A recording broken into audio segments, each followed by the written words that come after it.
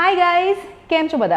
This is me, Shruti Panchal, and as you all know, મેં 4 વખત પ્રિલિમનું form ભર્યું હતું અને 4 વખત મેં પ્રિલિમ્સ ક્લિયર કરી છે. તો આજે આપણે એવા ટોપિક્સનું ડિસ્કશન કરીશું કે જે નોન નેગોશિયેબલ છે, જે તમારે તમારી જીપીએસસી 2026ની પ્રિલિમ્સ માટે કમ્પલસરી વાંચવાના જ છે. આ ટોપિક્સમાંથી કોઈ પણ ટોપિક્સ છૂટવા જોઈએ નહીં. ઓકે, આજે એક જ વિડીયોમાં આપણે બધા જ સબ્જેક્ટ્સના આ ટોપિક્સ વિશે ચર્ચા કરીશું. Part 1, part 2, part 3 subject wise નથી કરી રહ્યા. થોડોક લાંબો વિડીયો થશે, but please bear with me. બીજું લાસ્ટ ટાઈમ આપણે સોશિયલ રિફોર્મર્સ ઓફ ઇન્ડિયાનો એક વિડીયો કર્યો હતો. આપણી એક સિરીઝ ચાલે છે, most important topics for GPSC, ચેનલમાં જ છે. સો એ કર્યો ને પછી એક સ્ટુડન્ટે અમને સ્પેશિયલી મેસેજ કરીને કીધું કે મેમ થેન્ક યુ, આ સોશિયલ રિફોર્મર્સવાળો ટોપિક તો મેં આજ સુધી નથી કર્યો, અને એ વ્યક્તિનો આ 3જો કે 4થો અટેમ્પ્ટ છે. તો ગાઈઝ, એવી મિસ્ટેક નહીં કરવાની. જ્યારે તમે મોસ્ટ રિપીટેડ ટોપિક્સ કે મોસ્ટ ઇમ્પોર્ટન્ટ ટોપિક્સ મિસ કરીને એક્ઝામ આપવા જશો તો પેપરમાં નહીં આવડે, હે ને? તો આજે જે ટોપિક્સ આપણે લિસ્ટ બનાવીએ છીએ, I would recommend everyone to sit with a pen and a paper, કારણ કે આ હું હાથે લખીશ એટલે આની પીડીએફ નહીં મળે બીજા બધા લેક્ચર્સની જેમ. તો પ્લીઝ પેન અને પેપર લઈને રેડી થઈ જાઓ. Pause the video here for a second if you need, અને પછી આપણે આવી જઈએ. નાવ યાદ હોય તો કે ભાઈ લાસ્ટ 30 ડેની શું સ્ટ્રેટેજી હોવી જોઈએ, એમાં આપણે ચર્ચા કરી હતી કે ભાઈ core subjects which are very important, less important અને ડેલી પ્રેક્ટિસ. આ આપણે 3 ભાગમાં વિભાજન કર્યું હતું સબ્જેક્ટ્સનું. હવે આની અંદર આપણે એક સબ્જેક્ટથી ચાલુ કરીએ. હવે પોલિટી હું હંમેશા ફર્સ્ટ રાખું છું. કેમ? કારણ કે પોલિટીના ક્વેશ્ચન્સ, નંબર ઓફ ક્વેશ્ચન્સ વધારે હોય છે. સેકન્ડ, બહુ જ ડુએબલ હોય છે. એટલે કે ભાઈ તમે જે મહેનત કરી છે એનું પૂરેપૂરું કે સૌથી વધારે રિટર્ન જે તમને મળશે એ પોલિટીમાં મળશે.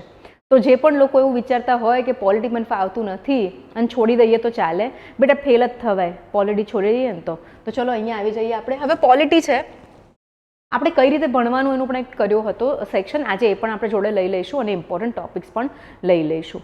નાવ we have around 33 days left, depending તમે આ વિડીયો ક્યારે જુઓ છો. અને આપણી પાસે સબ્જેક્ટ છે 6. હું 6 સબ્જેક્ટ ગણીશ. એમાંથી એક સબ્જેક્ટ કયા છે? Polity, economy, geography, then we have science and technology, અને હિસ્ટ્રી, આર્ટ એન્ડ કલ્ચર, અને મેથ્સ એન્ડ રીઝનિંગ. સો આ તમારો થઈ ગયો ડેલી પ્રેક્ટિસ.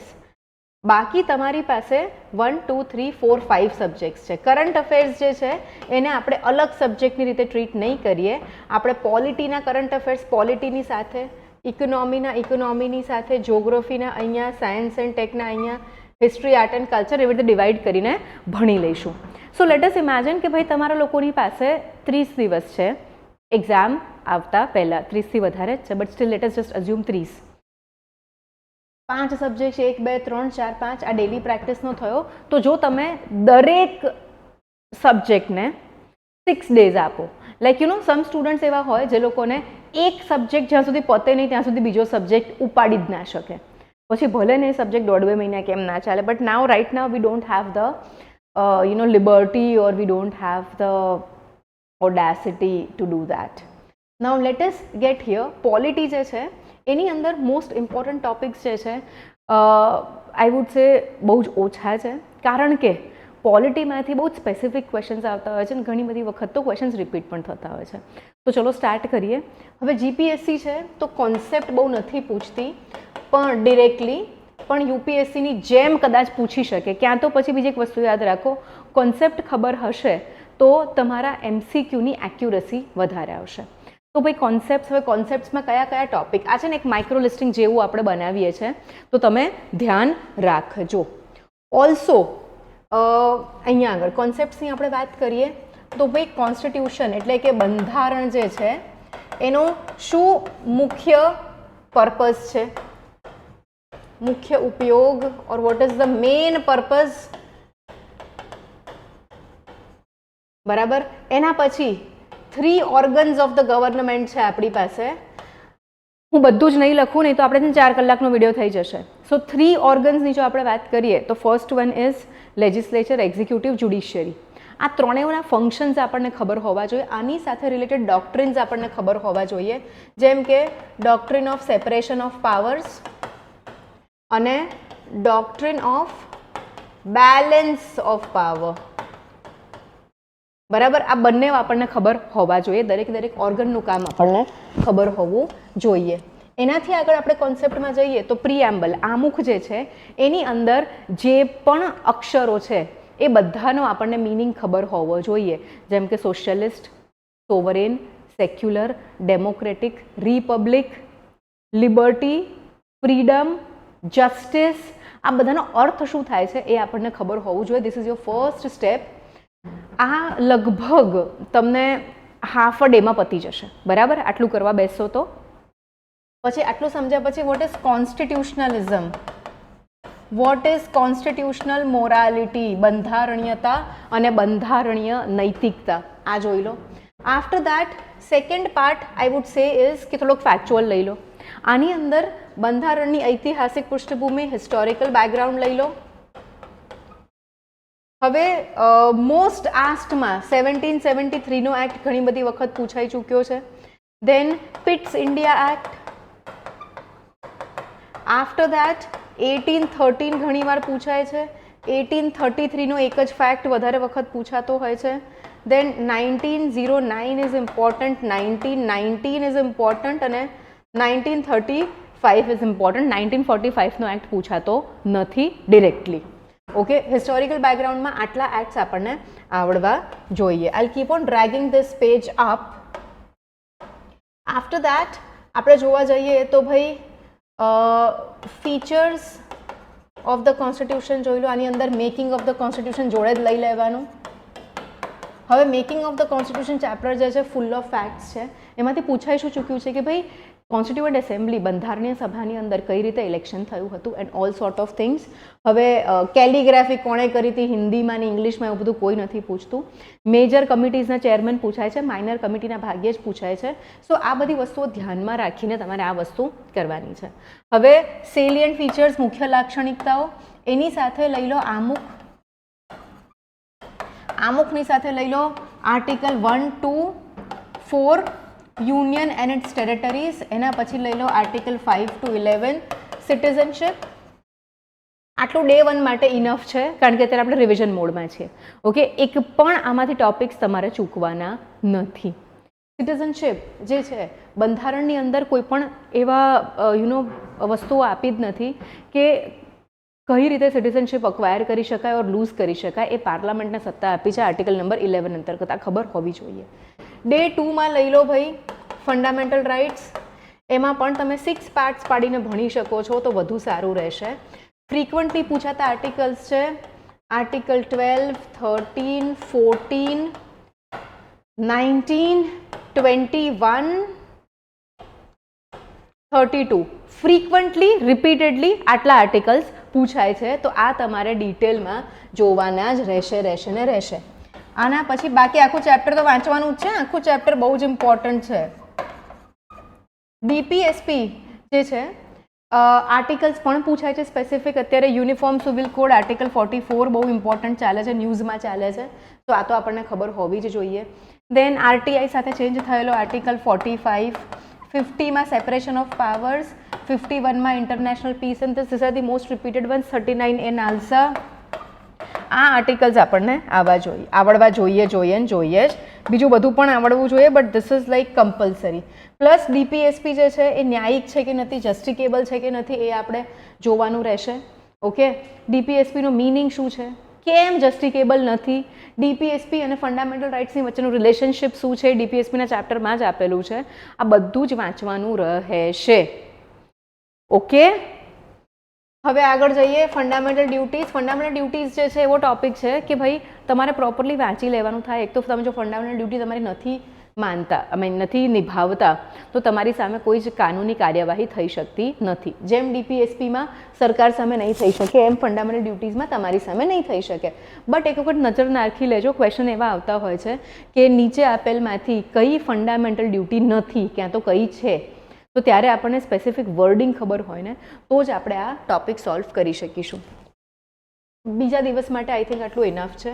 પછી લઈ લો ભાઈ, ચલો એક્ઝિક્યુટિવ લઈ લઈએ, પછી મિસલેનિયસ આની જોડે જ લઈ લો. સોરી અરે મિસલેનિયસમાં આપણે કયું લઈશું? ઇમરજન્સી. ભાઈ ગજબ ઇમ્પોર્ટન્ટ છે, બરાબર. 3 ટાઈપની ઇમરજન્સી હોય, ત્રણેયના આર્ટિકલ નંબર, ત્રણેયમાં કયા સંજોગોમાં લગાવવામાં આવે છે, કયા આર્ટિકલ અંતર્ગત લગાવવામાં આવે છે, રિલેશનશિપ બિટવીન સેન્ટર અને સ્ટેટમાં શું ચેન્જ થશે, નેશનલ ઇમરજન્સી છે તો ફંડામેન્ટલ રાઇટ્સ પર શું અસર થશે, બાકી એકે પ્રકારની ઇમરજન્સીમાં ફંડામેન્ટલ રાઇટ્સ પર અસર નથી થતા. આ બધું ઝીણવટપૂર્વક, આ બહુ જ ઇમ્પોર્ટન્ટ છે, દર વર્ષે પૂછાય છે. દેન અમેન્ડમેન્ટ્સ, સુધારાઓ. આ ચેપ્ટર આપણે આપણી મોસ્ટ ઇમ્પોર્ટન્ટ ટોપિક્સની સિરીઝમાં કવર કરી ચૂક્યા છે, તો આ જોઈ લેજો. બીજું બેઝિક સ્ટ્રક્ચર ડોક્ટ્રિન, આ પણ બહુ જ ઇમ્પોર્ટન્ટ છે. આ પણ આપણે આપણી બેઝિક પેલું શું બેઝિક ક્યાં મોસ્ટ ઇમ્પોર્ટન્ટ ટોપિક્સની સિરીઝમાં કવર કર્યું છે, આ પણ જોઈ લેજો. સમજાય છે ગાઈઝ બધાને? I hope you are understanding this. એના પછી લઈ લો એક્ઝિક્યુટિવ. એક્ઝિક્યુટિવમાં પ્રેસિડન્ટ અને ગવર્નર બેવ લેવાના. પ્રેસિડેન્ટના અને ગવર્નરના જે પાવર્સ છે એ બહુ જ ઇમ્પોર્ટન્ટ છે. ઓકે, પ્રેસિડેન્ટનું ઇલેક્શન કઈ રીતે થાય છે, ગવર્નરનું સિલેક્શન માટે કોન્સ્ટિટ્યુશનમાં શું આપ્યું છે, કઈ વસ્તુઓ પરંપરા છે, આ બધી વસ્તુઓ આપણે ઇમ્પોર્ટન્ટ છે, આ આપણે જોવાની રહેશે. ત્યારબાદ સેન્ટ્રલ કાઉન્સિલ ઓફ મિનિસ્ટર્સ અને સ્ટેટ કાઉન્સિલ ઓફ મિનિસ્ટર્સ. આપણે મોટા ભાગના લોકો આ કાઉન્સિલ ઓફ મિનિસ્ટર્સ મંત્રીમંડળનું ચેપ્ટર સ્કીપ કરી દે છે, પણ છોકરાઓ દર વર્ષે કાઉન્સિલ ઓફ મિનિસ્ટર્સ વાળા ચેપ્ટરમાંથી ક્વેશ્ચન આવે છે, તો આ બિલકુલ સ્કીપ નથી કરવાનું. Okay, after that cabinet committees જોઈ લેજો.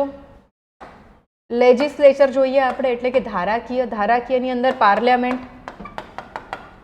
2 થી 3 ક્વેશ્ચન પાર્લામેન્ટમાંથી હોય ને હોય જ એવરી યર, બરાબર. ગયા વર્ષે શું હતું કે હસમુખ પટેલ સરે કોર્ટમાં કીધું હતું કે એમણે પોતે પેપર કાઢ્યું છે, તો ભાઈ જ્યુડિશિયરી વોસી જ્યુડિશિયલ બોડીઝ હવે 2-3 ટોપિક પર સ્ટક થઈ ગયા હતા. બટ જો તમે 2017થી પેપરનું એનાલિસિસ કરો તો ભાઈ આ રીતે દરેક ચેપ્ટરમાં કઈ કઈ વસ્તુઓ પર વધારે ધ્યાન રાખવું તમને ખ્યાલ આવી જશે. તો છોકરાઓ PYQs જોડે ને જોડે રાખજો. ઓકે, પાર્લામેન્ટ કરો એની જોડે જ વિધાનસભા કરી લો. આનાથી શું થશે? પ્રેસિડેન્ટ અને ગવર્નરમાં પણ ઘણી બધી વખત આ બંનેના પાવર્સનો ડિફરન્સ પૂછાઈ જાય છે. આ બંને જે છે એ લોકોના પાવરમાં ડિફરન્સીસ પ્લસ એ લોકોની આઈ વુડ સે કઈ રીતે અપોઇન્ટ થાય, કઈ રીતે હોદ્દા પરથી કઢાય, આ બધી વસ્તુઓ ઇમ્પોર્ટન્ટ છે. કઈ વસ્તુ ક્યાંથી લીધી સેલિયન્ટ ફીચર્સમાં હંમેશા આવે ને આવે જ સોર્સિસ ઓફ ઇન્ડિયન કોન્સ્ટિટ્યુશન. એ તો ટેબલ એકદમ પાકું ગોખાઈ જવું જોઈએ બધાને. પછી અહીંયા આગળ પાર્લામેન્ટ અને વિધાનસભા સાથે કેમ ભણવાનું, જેથી કરીને બહુ રિપીટ ના થાય, કારણ કે ઓલમોસ્ટ બધા પ્રોવિઝન સેમ જ આવશે. બસ ખાલી આની અંદર રાજ્યસભા પાસે વધારે પાવર્સ છે અને સ્ટેટની અંદર જે વિધાન પરિષદ હશે એની પાસે બહુ જ ઓછા પાવર્સ છે, તો એ જોઈ લેવાનું. આની સાથે સાથે પાર્લામેન્ટરી કમિટીઝ જોઈ લેવાનું. That's it. પાર્લામેન્ટરી કમિટીઝની અંદર 3 કમિટીઝ, ફાઇનાન્શિયલ કમિટીઝ જે છે એ બરાબર રીતે જોવાની. Okay, એસ્ટિમેટ્સ committee, public account committee and third one is public account committee. એસ્ટિમેટ્સ થોડું અત્યારે યાદ નથી આવતી, ચલો કંઈ વાંધો નહીં, આગળ જઈએ આપણે. એક હવે જ્યુડિશિયરી પર જતા રહીએ. 3 મેઇન ઓર્ગન્સ. જ્યુડિશિયરી અંદર PILનો કોન્સેપ્ટ શું છે, લોકસ સ્ટેન્ડી નું કોન્સેપ્ટ શું છે. ધેન સુપ્રીમ કોર્ટના ઓરિજિનલ જ્યુરિસ્ડિક્શન, હાઈકોર્ટનું ઓરિજિનલ જ્યુરિસ્ડિક્શન, આ બધી વસ્તુઓ તમારે જોઈ લેવાની રહેશે. અને આની સાથે સાથે જે લોકલ કોર્ટ્સ છે ઓર ઓલ્ટરનેટ ડિસ્પ્યુટ રિઝોલ્યુશન છે એ પણ જોવાનું રહેશે કે ભાઈ લોકસભા જે છે એના પાવર્સ શું છે. ઓકે, આગળ જઈએ આપણે. આની અંદર જજની નિમણૂક, સેવાની શરતો બધું જ જોઈ લેવાનું છે. બહુ જ નાના ટોપિક્સ છે, ફટાફટ પતી જશે. After this Panchayati Raj institutions. હવે આની અંદર ક્લાસ 1-2ની એક્ઝામ છે, તો પેલું પાણી સમિતિ, ધીસ ધેટ એ બધું કરવાની જરૂર નથી. આનું ઇવોલ્યુશન જોઈ લો કે ભાઈ કઈ કમિટીના રેકમેન્ડેશનથી પંચાયતી રાજને આપણે બંધારણીય દરજ્જો આપ્યો છે. અનાધર થિંગ કે કઈ કમિટી તો આવી ગયું, કઈ કમિટીએ શું રેકમેન્ડેશન આપ્યા છે, 6 કમિટી મોટી આપણે ભણવાની વધારે રહે છે. અને પછી બંધારણીય પ્રાવધાન કયા છે, બરાબર. આપણે જોઈશું કે ભાઈ ગ્રામ સભા એટલે શું, એનું ડેફિનેશન બધું ક્લિયરલી આપ્યું છે આપણી બુક જે આપણે રિફર કરીએ છીએ એમ લક્ષ્મીકાંત સરની બુક એમાં. દેન આની સાથે અર્બન લોકલ બોડીઝ લઈ લો. અર્બન લોકલ બોડીઝમાં પણ municipality, port trust, notified town area બધાની વચ્ચેના ડિફરન્સીસ શું છે એ જોઈ લો, કોમ્પોઝિશન જોઈ લો. આના પછી આપણે જોઈએ તો constitutional bodies and non constitutional bodies, બરાબર. કોન્સ્ટિટ્યુશનલ બોડીઝમાં મેં તમને ઘણી બધી વખત કીધું છે કે આપણે કરવાનું શું છે, એક પિન પેજ લેવાનું છે નોટબુકનું અને એની અંદર ચાર્ટ બનાવી દેવાનો છે. મેં મલ્ટિપલ ટાઈમ્સ શીખવાડ્યું છે. તો આ જે કેટલી 13-14 બોડીઝ છે તમારી એક જ પેજ પર આવી જશે. રિવિઝન બહુ જ ક્વિક થઈ જશે એક્ઝામના આગલા દિવસે કે એક્ઝામની પહેલાં પણ. સમજાયું આ બધાને? તો બધી જ બોડીઝ કરવાની છે. આમાં સૌથી વધારે ઇમ્પોર્ટન્ટ કઈ છે? અત્યારે ઇલેક્શન બહુ જ ન્યૂઝમાં છે એટલે ઇલેક્શન કમિશન, ત્યારબાદ CAG, અત્યારે ફાઇનાન્સ કમિશનનો રિપોર્ટ આવ્યો છે તો 16th ફાઇનાન્સ કમિશન પણ આપણા માટે બહુ જ ઇમ્પોર્ટન્ટ છે. આ 3 બોડીઝ ખાસ આપણે ભણવાની છે. નોન કોન્સ્ટિટ્યુશનલ બોડીઝમાં NHRC ફેવરેટ છે, બરાબર. તો NHRC તમે સરખી રીતે જોઈ લેજો. CVC જોઈ લેજો, CIC જોઈ લેજો. આ બધી ઇમ્પોર્ટન્ટ છે બોડીઝ જે ન્યૂઝમાં રહેતી હોય છે. ભાઈ આ વખતે તો ED પણ જોઈ જ લેજો કારણ કે ED is so much in news. સમજાયું બધાને? હવે બસ મિસલેનિયસમાં તમારે એક જ આ જુઓ છે ને આજે સવારે આ હેરાન કરે છે. ઓકે, હવે મિસલેનિયસની અંદર એક જ વખત 1950 અને 1951 જે છે એના ટોપિક્સ એનો એક્ટ જોઈ લેજો. 1950 જે છે ઇલેક્શન પહેલાંની કામગીરી કહે છે. 1951 ઇલેક્શનથી લઈને પાછળના પ્રોસેસ વિશે માહિતી આપે છે. ઓકે, જ્યારે પણ તમને ભણતી વખતે એવું લાગે કોઈ ચેપ્ટર બહુ લાંબુ છે તો ચેપ્ટર નાના પાર્ટ્સમાં ડિવાઈડ કરી નાખો અને પછી ભણો તો ઇફેક્ટિવ લર્નિંગ થશે. હવે અત્યારે જે ટોપિક્સ આપણે અહીંયા આગળ ટીક કર્યા ધે આર નોન નેગોશિયેબલ. આટલા ટોપિક્સ કરવાના છે જ. ઓકે, પ્લસ કોન્સ્ટિટ્યુશનના જે પાર્ટ્સ છે અને શિડ્યુલ્સ છે, બરાબર, 12 અનુસૂચિઓ છે અને પાર્ટ્સ છે 25, એ તમને યાદ રહેવા જોઈએ જ કારણ કે ઘણી બધી વખત મેચ ધ લિસ્ટમાં પૂછી લે છે. ડન. સો આટલા ટોપિક્સ તો કમ્પલસરી કરવાના છે કારણ કે જો 25 થી 30 ક્વેશ્ચન પોલિટીને આવતા હોય તો આપણને આટલું આવડવું જ પડે. હવે જ્યારે આ બધી વસ્તુઓ વાંચી રહ્યા છો ત્યારે કોઈ પણ સારી ઇન્સ્ટિટ્યૂટનું PT 365 લઈ લો. ઓકે, કરંટ અફેર્સ છે. હવે જે દિવસે તમે કોન્સ્ટિટ્યુશનલ બોડીઝ વાંચી રહ્યા છો એ દિવસે કોન્સ્ટિટ્યુશનલ બોડીઝ જે છે એનું કરંટ પણ જોઈ લો. જે દિવસે સંસદ વાંચી રહ્યા છો એ દિવસે એનું કરંટ જોઈ લો. જે દિવસે પ્રેસિડેન્ટ વાંચી રહ્યા છો એનું કરંટ જોઈ લો. હવે પાર્લામેન્ટનો મેં આખો ચેપ્ટર કીધું, એની અંદર ઇમ્પોર્ટન્ટ શું છે લખી કાઢો. ચલો, હું લખતી નથી. સૌથી પહેલાં તો સ્પીકરનું પદ, કારણ કે સ્પીકર બહુ જ ન્યૂઝમાં રહ્યા છે. આફ્ટર દેટ આઈ વુડ સે delimitation commission. Oh my god, how can we forget Simankan Punch? Delimitation commission. Then speaker, સભાપતિ. આ સ્પેલિંગ ખોટો છે પણ હું ફટાફટ લખવા માટે લખું છું. આફ્ટર દેટ મેમ્બર્સ માટે શું ક્વોલિફિકેશન છે, કોન્સ્ટિટ્યુશને શું આપ્યું છે, 1951 RPA શું આપ્યું છે એ આપણે જોવાનું છે. RPA એટલે રિપ્રેઝન્ટેશન ઓફ પીપલ્સ એક્ટ, લોક પ્રતિનિધિત્વ અધિનિયમ. Okay, delimitation, speaker, member. પછી લેજિસ્લેટિવ પ્રોસેસ. જ્યારે લખવું હોય ત્યારે મૂવ થાય છે અને મૂવ કરવું હોય ત્યારે લખાય છે. લેજિસ્લેટિવ પ્રોસેસ એટલે કે બિલ પાસ કરવાના રસ્તાઓ એન્ડ ઓલ ધોઝ થિંગ્સ, કઈ રીતે પાસ થશે and stuff. After that money bill, નાણાં ખરડો અને ફાઇનાન્શિયલ બિલ, આ બંનેની વચ્ચે ડિફરન્સ એટસેટ્રા. આ ટોપિક જોવાનો રહેશે. લોકસભા અને રાજ્યસભાની વચ્ચેમાં પાવર્સનો ડિફરન્સ, આ પણ જોઈ લેજો. જોઈન્ટ સિટિંગ, આ બધા મોસ્ટ ઇમ્પોર્ટન્ટ ટોપિક્સ છે. બટ સમહાઉ આઈ ફીલ કે ભાઈ આખું ચેપ્ટર વાંચો ને તો જ આ બધી વસ્તુઓ મગજમાં સરખી ઉતરે. પણ શું કરવાનું છે હવે? આઈ વુડ સે કે જો તમે નોટ્સ બનાવી હોય તો ઠીક છે અને ના બનાવી હોય તો કોઈ જ વાંધો નહીં. કોઈ પણ પ્રકારની રિવિઝન નોટ્સ છે જેમાં આ બધી જ વસ્તુ પ્રોપરલી કવર થાય છે એ તમે આ સ્ટેજ પર રિફર કરી શકો. હા, જો તમે 2027 માટે તૈયારી કરી રહ્યા છો તો આઈ વુડ સે કે રેફરન્સ બુક જ વાંચવાની છે, but in such a limited number of time. અને આઈ થિંક આ વંચાઈ જાય.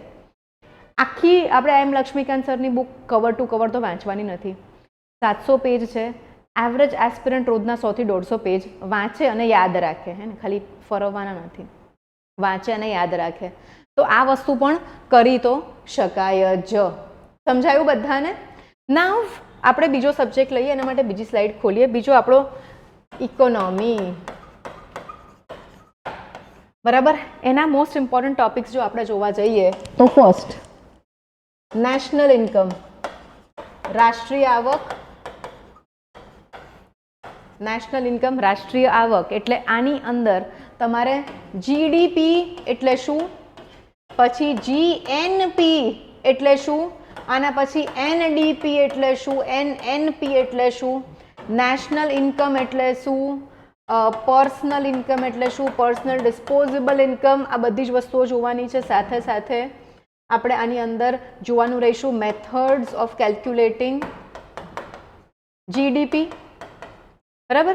એક વસ્તુ યાદ રાખો છોકરાઓ, તમારું જો 200 ક્વેશ્ચન્સનું પેપર છે તો આ 200 ક્વેશ્ચન્સમાંથી એવું નહીં થાય કે તમને 200 જ આવડશે, પણ આપણું અત્યારે ફોકસ એ છે કે ભાઈ એમાંથી જે 150 ડુએબલ ક્વેશ્ચન્સ હોય છે એના એક પણ ટોપિક આપણે સ્કીપ કરીને ના જઈએ અને એ આપણે પ્રોપરલી કરીને આવીએ પેપરમાં. ઓકે. હવે નેશનલ ઇન્કમ થઈ ગયું. સેકન્ડ આઈ વુડ સે સૌથી ઇમ્પોર્ટન્ટ છે ઇન્ફ્લેશન, એટલે કે ફુગાવો. ફુગાવો, ડિમાન્ડ સપ્લાય. બરાબર. જો આ વસ્તુ એકદમ મગજમાં સરસ બેસી ગઈને, ડિમાન્ડ સપ્લાય, ઇલેક્ટ્રિસિટી, કેટલા પ્રકારના ફુગાવા હોય, ફુગાવોના નિયંત્રણ, ઇન્ફ્લેશન કંટ્રોલ કરવા માટે શું કરશે આરબીઆઈ, કોના હાથમાં પોલિસી બનાવવાનું છે, મોનેટરી પોલિસીએ કેટલું રેકમેન્ડેશન આપ્યું છે. જો આટલી વસ્તુઓ ખબર પડી ગઈ ને તો આગળનું ઇકોનોમી બહુ જ ઇઝી રહેવાનું છે. હવે સિન્સ તમે મોનેટરી ઇન્ફ્લેશન કરી રહ્યા છો અને આરબીઆઈનો રોલ સમજી રહ્યા છો તો ભાઈ મોનેટરી પોલિસી કમિટીને બધું આની સાથે જ કરી લો. થર્ડ આઈ વુડ સે કે આની સાથે બેન્કિંગ પણ કરી લો. રાઈટ. કારણ કે સિન્સ તમે આરબીઆઈનો રોલ સમજવાના છો ઇન્ફ્લેશનમાં તો પછી બેન્કિંગ આની સાથે જ કરી લો. બેન્કિંગની અંદર what is important types of banks. બરાબર. Repo rate, CRR, LAF. બરાબર. આ બધા રિકરન્ટલી રિપીટેડ ટોપિક્સ છે, તો આ ટોપિક્સ બેન્કિંગના ચેપ્ટરમાંથી તમારા મિસ ના થવા જોઈએ. ઓલ્સો બેન્કિંગ રિફોર્મ્સનું મગજમાં એક ક્રોનોલોજી હોવી જોઈએ. ભલે તમે ડેટ્સ યાદ ના રાખો કે ભાઈ પહેલાં નેશનલાઇઝેશન બેન્ક્સનું થયું આ ફેઝમાં, પછી આ થયું, પછી આ થયું, this is it. Domestically systemically important bank DSIBs. બરાબર. તો આ DSIBs પણ આપણને ખબર હોવી જોઈએ, ઇન્ડિયામાં કેટલી DSIB છે એન્ડ ઓલ ધોઝ થિંગ્સ. આનાથી પછી આપણે આગળ જઈએ તો ભાઈ થોડુંક આપણે અહીંયા આગળ જોવાનો ટ્રાય કરીશું અનએમ્પ્લોયમેન્ટ. ભાઈ દર વર્ષે પૂછાય છે બેરોજગારીના પ્રકાર, ઓલમોસ્ટ એવરી ઓલ્ટરનેટ યર. અને જો બીજી 2-3 એક્ઝામ્સ વર્ષની જોવા જઈએ તો ભાઈ એકવાર તો પૂછાઈ જ જાય છે. સો અનએમ્પ્લોયમેન્ટના પ્રકાર અને એમાં ગવર્મેન્ટની સ્કીમ્સ, ગવર્મેન્ટ શું સ્ટેપ્સ લઈ રહી છે. ઓકે. આના બાદ આપણે પોવર્ટી એની જોડે જ લઈ લેવાનું. આ ચેપ્ટર જોડે જોડે જ છે નીતિન સિંઘાનિયા સરની બુકમાં. પોવર્ટીની અંદર ઇમ્પોર્ટન્ટ એ છે કે ભાઈ ગરીબી રેખા જે છે એનો આંકડો તમને ખબર હોય કે રોજની કેટલી આવક હોય તો આપણે વ્યક્તિને બિલો પોવર્ટી લાઈન ગણીશું. પછી નેક્સ્ટ પર આવો કે ભાઈ કેટલી કમિટીઝ આવી અને એ લોકોએ શું રેકમેન્ડેશન આપ્યા. કોઈકે કેલરીફિક વેલ્યુ પર આપ્યું, અર્બન રૂરલ અલગ. કોઈકે આપ્યું કે ભાઈ કાર્બોહાઈડ્રેટ પ્રોટીન ઇન્ટેકની ઉપર અમે જઈશું અને ફેટ ઇન્ટેકની ઉપર. તો હાલમાં કઈ કમિટી છે કે એના પ્રમાણે શું ચાલે છે એ તમારે જોવાનું રહેશે. હવે આ બે વસ્તુ થઈ ગઈ તો આની સાથે ફિસ્કલ પોલિસી લઈ લો. ફિસ્કલ પોલિસી એટલે કે ભાઈ તમારું બજેટ ને એ બધું, કે ભાઈ બજેટ બનાવવાની બજેટ સંસદમાં રજૂ કરવાની જવાબદારી કોની? તો રાષ્ટ્રપતિની. Okay. President is responsible four presenting the budget. સમજાયું આ બધાને? સો do this much. It is very very very important. અને ટાઈપ્સ ઓફ બજેટ જોઈ લો. હવે એની સાથે સાથે કરંટ અફેર જોઈ લો, આ વર્ષનું બજેટના હાઇલાઇટ્સ. હવે હાઇલાઇટ્સ જોવા માટે PIB, પ્રેસ ઇન્ફોર્મેશન બ્યુરો. બરાબર. PIBની વેબસાઇટ જે છે એ જીસ્ટ મૂકે છે ઇકોનોમિક સર્વેનું ને બજેટનું, એ બંને આની સાથે જોઈ લેવાના છે. એના આંકડા અમુક હદે યાદ રાખવા પડશે. બરાબર. ભારતનું કેટલું દેવું છે ઇન નંબર નહીં પણ હા પર્સન્ટેજમાં. હવે જ્યારે તમે આ કરશો ત્યારે ભાઈ ટાઈપ્સ ઓફ ડેફિસિટ્સ જોઈ લેજો. એટલે ભાઈ ખાધ ક્યાં આગળ, પુરાંત ક્યાં આગળ, અને પ્રાઇમરી ડેફિસિટ શું છે, ફિસ્કલ ડેફિસિટ શું છે, મોનેટરી ડેફિસિટ શું છે, બજેટરી ડેફિસિટ શું છે, આ પણ દર વર્ષે પૂછાય જ છે. ક્લિયર થયું આટલું? હવે આપણે અહીંયાથી થોડુંક આગળ જઈએ. See I am telling you right now હું કઈ સિક્વન્સમાં અને કઈ વસ્તુઓને કોમ્બિનેશનમાં ભણતી હોઉં છું.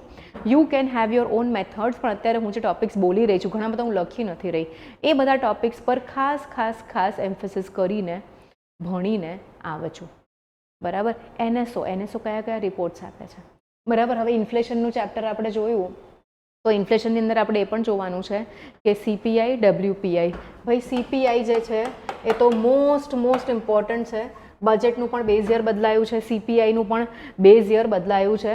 સો all these things are going to be very very very important for અસ.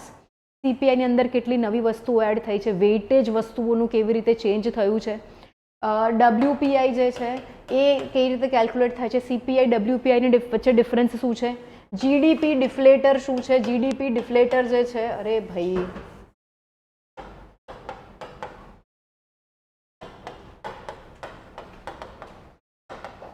બરાબર, જીડીપી ડિફ્લેટર શું છે, આ બધી જ જે વસ્તુઓ છે એ તમને ખબર હોવી જોઈએ. આનું કેલ્ક્યુલેટ કરવાની ફોર્મ્યુલા પણ આપણને આવડવી જોઈએ. Clear everyone? હવે આગળ જઈએ તો બહુ જ ઇમ્પોર્ટન્ટ ટોપિક છે દર વર્ષે balance of payment. Nitin Singhania સરની બુકમાં એક ચાર્ટ છે, આ ચાર્ટમાંથી ક્વેશ્ચન આવે ને આવે જ. તો બેલેન્સ ઓફ પેમેન્ટનો ચાર્ટ તમારે કરી લેવાનો છે એક વખત. ખૂબ ખૂબ ખૂબ ખૂબ ખૂબ ઇમ્પોર્ટન્ટ છે આ ચાર્ટ. ઓકે. દર વર્ષે like this had been a saviour to me. જ્યારે હું એક્ઝામ આપતી હતી ત્યારે બે ત્રણ ક્વેશ્ચન આ બીઓપીના ચાર્ટમાંથી આવી જતા હતા. હવે બીઓપી બેલેન્સ ઓફ પેમેન્ટના ચાર્ટની સાથે પછી તમારે એફડીઆઈ અને એફઆઈઆઈ કરવાનું છે. કેમ? કારણ કે અત્યારે જે જીઓ પોલિટિકલ ઇશ્યુઝ છે એના કારણે એફઆઈઆઈઝ જે છે એ પોતાના પૈસા લઈને જઈ રહ્યા છે એન્ડ ભારતનું બજાર જે છે એ નીચે ગયું હતું, બટ ડોમેસ્ટિક ઇન્વેસ્ટર્સે એને પકડી રાખ્યું. તો all that story is there. એફડીઆઈને લાવવા માટે પણ સરકાર સતત કોઈક ને કોઈક સ્કીમ્સ બહાર પાડ્યા કરતી હોય છે. તો આ કરવું પણ બહુ જ ઇમ્પોર્ટન્ટ છે. આફ્ટર ધીસ બેલેન્સ ઓફ પેમેન્ટની પછી આપણે જો વાત કરીએ અહીંયા આગળ તો બેલેન્સ ઓફ પેમેન્ટના ચેપ્ટર પછી જ પેલું એનઆરઓ અકાઉન્ટ, એનઆરઈ અકાઉન્ટ, એફસીઆરએ અકાઉન્ટ, આ બધા અકાઉન્ટ્સની વચ્ચેના ડિફરન્સીસ જોઈ લેજો. કોનામાં ડોલરમાં પૈસા મુકાય, કઈ કરન્સીમાં પૈસા મુકાય, કોનામાં આઈએનઆરમાં મુકાય, કોની ઉપર ટેક્સ લાગશે, કોનામાં રીપેટ્રિએશન જે છે એ 100% હશે, કોનામાં નહીં હોય. ઓલ ધોઝ થિંગ્સ આ તમારે ડિટેલ્સ જોવાની છે. After that I would say કે investment or sorry yes આની okay so monetary capital markets આ જોઈ લેજો એક વખત. લાઈક કોઈક વખત આમાંથી ક્વેશ્ચન આવી જાય છે કે ભાઈ બોન્ડ એ કેપિટલ માર્કેટનો ઇન્સ્ટ્રુમેન્ટ છે કે ફાઇનાન્શિયલ માર્કેટનો ઇન્સ્ટ્રુમેન્ટ છે, ઓલ ધોઝ થિંગ્સ. હવે આની સાથે સાથે આપણે ઇન્વેસ્ટમેન્ટ મોડલ્સ જોઈ લેજો. તો હાઇબ્રિડ એન્યુટી મોડલ હોય છે એક, બિલ્ડ ઓપરેટ ટ્રાન્સફર મોડલ હોય છે. આના મોડલ્સ જોઈ લેજો. ઘણી બધી વખત આ મોડલ્સ પરથી પણ ક્વેશ્ચન આવતા હોય છે અને હાલમાં ઘણા બધા પબ્લિક પ્રાઇવેટ પાર્ટનરશિપના પ્રોજેક્ટ્સ આવ્યા છે. તો આ પણ ન્યૂઝમાં તો છે જ. તો આ પણ તમારે જોવાનું રહેશે. હવે આની સાથે સાથે એક બહુ જ ઇમ્પોર્ટન્ટ વસ્તુ છે કે ઇન્ટરનેશનલ ઓર્ગેનાઇઝેશન્સ. બરાબર. ઇન્ટરનેશનલ ઓર્ગેનાઇઝેશન્સનું એક ચેપ્ટર છે. તો એમાં UN, UNESCO, UNICEF, IMF, WTO આ બધા ઓર્ગેનાઇઝેશન્સ તમારે જોવાના રહેશે. ઓલ્સો ઇન્ડેક્સીસ તમારે જોવાની રહેશે. Human development index, poverty, multi dimensional poverty index, ત્યારબાદ આપણે કહીશું વર્લ્ડ હેપીનેસ રિપોર્ટ. મિનિમમ આ 3 જોવાની છે. પછી પ્રેસ ટ્રાન્સપરન્સી અને આ બધી ઇન્ડેક્સીસ જે છે આની સાથે જોવાની છે. કોણ કઈ ઇન્ડેક્સ પબ્લિશ કરે છે એ પણ તમારે યાદ રાખવાનું થશે. Okay. So I think economy we have covered મોટી મોસ્ટ પ્રોબેબલ ક્વેશ્ચન્સના આપણે ટોપિક્સ બહાર લઈ લીધા છે. તો ગાઈઝ હવે કરવાનું શું છે, આ ટોપિક્સ ભણવાના છે અને એની સાથે સાથે આપણે કરવાનું છે એના PYQs ઓર એના MCQsની પ્રેક્ટિસ, જેથી કરીને આપણને ખબર પડે કે આપણે જે વાંચીએ છીએ એ મગજમાં ઉતરે છે કે નથી ઉતરતું, શું આપણે આ કોન્સેપ્ટને સાચી રીતે સમજી રહ્યા છીએ કે નથી સમજી રહ્યા. જો તમે PYQsના એક બે રાઉન્ડ કરી ચૂક્યા છો પછી PYQs સોલ્વ કરવાનો મતલબ નહીં રહે. Then get on to good quality of mock test. Okay, now I told you કે આપણે બધા જ સબ્જેક્ટ્સ કરીશું એન્ડ અનફોર્ચ્યુનેટલી હમણાં ક્લાસ છે and students are here, so fortunately not unfortunately, so what we will do is બે subjects આપણે આખા કરી લીધા છે. ઇમ્પોર્ટન્ટ ટોપિક્સ હું બોલી છું, મેં લખ્યા નથી દરેક ચેપ્ટરની અંદરના, તો એ તમારે કરવાનું રહેશે 100%. So if you are looking for mock test, ઘણા બધા છોકરાઓને નથી ખબર હોતી કે અમારી બહુ જ સરસ ક્વોલિટીની મોક ટેસ્ટ હોય છે that you can practice topic wise, subject wise, બહુ જ સરસ અરેન્જ કરેલી હોય છે. Also we have foundation batch for GPSC. અરે હા, 2027 માટે we have a foundation batch. એના ડેમો લેક્ચર્સ 11 મેથી સ્ટાર્ટ થશે. Usually we don't do demos and stuff. અમારી બેચમાં 7 સીટ્સ જ ઓપન છે. We are not doing demo for 7 seats. પણ ઘણા બધા છોકરાઓને એવો આગ્રહ હોય છે કે અમારે આવીને બેસીને જોવું છે. અને since demo is the industry practice, you can આ વિડીયોની નીચે લિંક હશે, ક્યાં તો તમે નિધિ મેમ સાથે વાત કરી શકો છો and you can know more about it.